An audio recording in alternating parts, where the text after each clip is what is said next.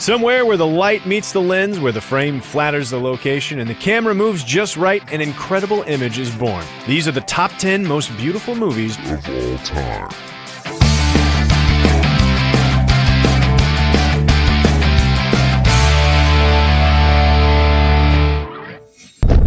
Let's get right into it. Starting us off at number 10, it's Russian Ark.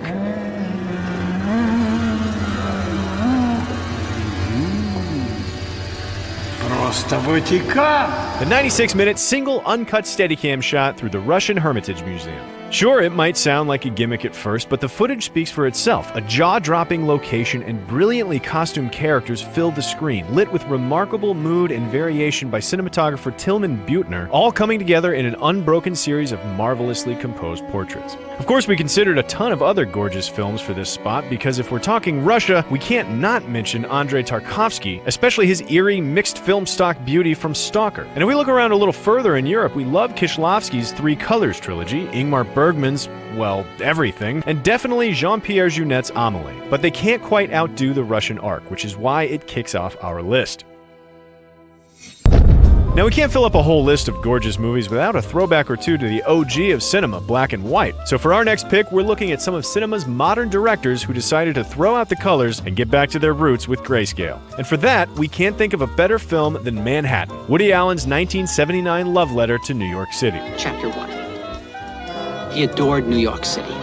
He idolized it all out of proportion. He romanticized it all out of proportion. Get it? And that's not to say there weren't other films that just missed our list. It was hard not to give a spot to Raging Bull or Schindler's List, but this black and white take on New York is timeless, thanks to cinematographer Gordon Willis, who decided to pair ultra-wide screen with black and white at Allen's suggestion because that's how he remembered New York as a kid. Woody actually begged for it not to be released. Apparently, this was his least favorite film he'd ever made, but to our eye, it's decadent, timeless, and full to the brim with stark imagery, which is why it made our list. Of course, when it comes to beautiful black and white, we can't discount the classics, the works of master cinematographers at home in their medium. And for that, we had a lot of choices. We've already mentioned Bergman's, but there's The Night of the Hunter, M and Metropolis, Rules of the Game, 8.5, especially The Third Man. But even The Third Man doesn't quite live up to Orson Welles' other masterpiece and our number 8 pick, Citizen Kane. Here's a man that could have been president, who was as loved and hated and as talked about as any man in our time.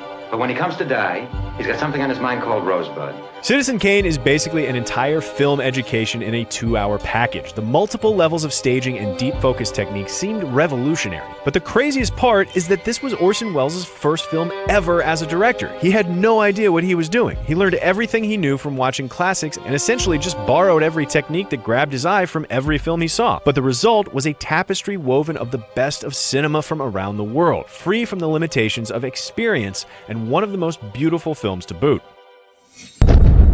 Next up at number 7, we're turning our eyes to space. The masters of cinema have always tended to do something extra special when it comes to their depiction of heavenly bodies. And while Chivo gave us a breathtaking look at Earth in Gravity, and Alvin Kugler captured the beauty of the sun in Sunshine, there's nothing in the universe quite like 2001: A Space Odyssey.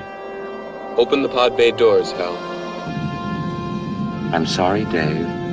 I'm afraid I can't do that. Now, some of you might immediately think of the admittedly impressive hypnotic neon Stargate sequence when we talk about 2001's visuals, but there's hardly a single frame that isn't intricately designed, immaculately composed, and stunningly lit. With a tendency towards central framing and striking symmetrical compositions, Stanley Kubrick and Jeffrey Unsworth are at their visual best, whether composing celestial ballets or staging spacewalks. However, if we're talking about Kubrick, we have to throw in a brief honorable mention for Barry Lyndon. Just look at it. Every single frame is a Renaissance painting. Of course, singling out directors when it comes to gorgeous imagery is a bit like singling out jockeys at the Kentucky Derby. Sure, they're important, but they're not the ones running the race. So if we're talking cinematographers, we think Vittorio Storaro is one to know. This guy's rap sheet could make up this whole list. He shot Apocalypse Now, Last Tango in Paris, The Last Emperor, and our number 6, The Conformist. L'ufficio del capo gabinetto. Directed by Bernardo Bertolucci, The Conformist conjures up a stunning palette of fascism, from the hard illumination that bars the characters behind beams of light to the compositions that highlight Marcello's tragic inability to conform. It's artfully conceived, meticulously crafted, and brutally beautiful, and definitely worth checking out. Next up, we want to honor the extraordinary imagery of imagination. And we love looking at big fish and what dreams may come for painting us a picture of a mythical story and telling us the story of a living painting, respectively. But for our pick, number 5 can be none other than Tarsem Singh's The Fall. I will search the four corners of this earth, find Governor Odious, and joyously kill him. Half 1930s hospital, half little girl's imagination, plus a totally random but still really pretty slow-motion black and white title sequence, The Fall is basically the best ever filmic excuse to just show off. Shot over 4 years in the most awe-inspiring parts of 28 countries, cinematographer Colin Watkinson filled the screen with so many gorgeous tableaus that there are literally half-second throwaway shots that are more beautiful than the entire oeuvres of lesser DPs.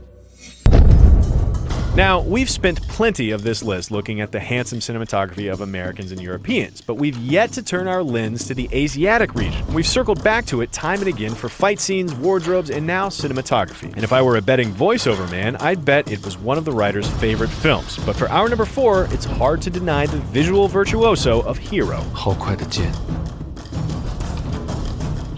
Sure, we could have picked Kurosawa's Ren, or Ron-Kar Wai's In the Mood for Love, or Mishima, A Life in 4 Chapters. And we definitely could have gone with Yimou Chang's other works like House of Flying Daggers or Curse of the Golden Flower, which is the only film that didn't make the cut for being too visually stimulating. But there's nothing as poetic in its simplicity and steadfast in its commitment to a visual style as Hero. Lensed by Christopher Doyle, the film tells one story from 3 perspectives, an homage to Rashomon, with each perspective a different color. And what did the colors mean? Well, they were mostly pretty arbitrary. Red was Zhang's number 1 pick, blue and white to match the lake and desert, and black to match the temple. By the time they got to the final flashback, green was just about the only color left. It might not be deep, but it sure was pretty.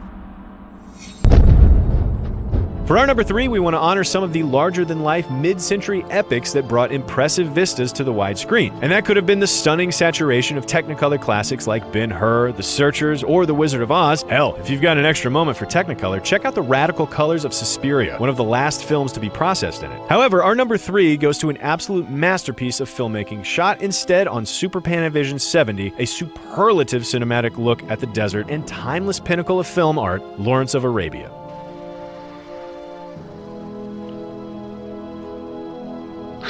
Directed by David Lean and shot by Freddie Young, the imagery here is absolutely breathtaking. The widescreen format perfectly captures the vast expanse of the empty desert. Freddie's colors provide an almost visceral heat, and the 70mm format provides a fittingly larger-than-life palette for our hero. Most famously, Freddie Young, tasked with capturing a mirage on film, acquired a whopping 430mm lens and sent the actor far into the distance to capture this iconic shot. Now, if there's a director known for the lyrical beauty of his work, it has to be Terrence Malick. And if we're ranking top 5 Malick movies based on aesthetics, prettiest to even prettierest, our eyes say New World, then Badlands, Days of Heaven, Thin Red Line, and our number 2 pick, The Tree of Life. The nuns taught us there are 2 ways through life. The way of nature and the way of grace.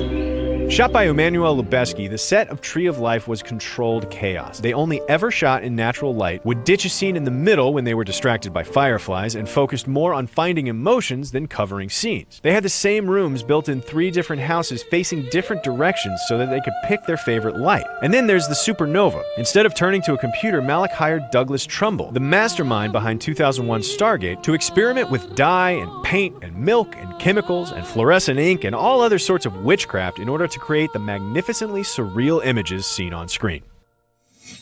If our number 2 made light on its narrative in favor of stirring imagery, our number 1 does away with it completely. A visual tone poem. No words, no dialogue, no plot. Our most beautiful pick is called Samsara. Like its prequels Baraka and Kronos and their spiritual ancestors from the Katsi trilogy, Samsara is perhaps the purest of cinema. It is beyond language. It says its piece by virtue of emotional, thematic, and aesthetic association, but it's also completely gorgeous. Shot on 70mm film in almost 100 locations in 25 countries over 5 years, the images are majestic, overwhelming, unbelievable. There isn't a single frame you couldn't hang on your wall and marvel at for years. It's a moving museum, a guided meditation, and a visual revelation, which is why it's our pick for most beautiful film of all time.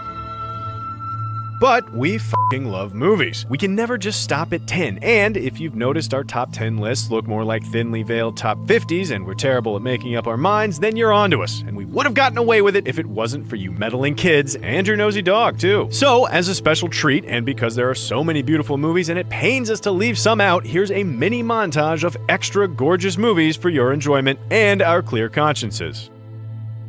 So, what do you think? Did we leave out one of your favorite pretty films? Do you disagree with one of our picks? Do you have any ideas for some more top 10s? Let us know in the comments below, and be sure to subscribe for more Cinefix movie lists.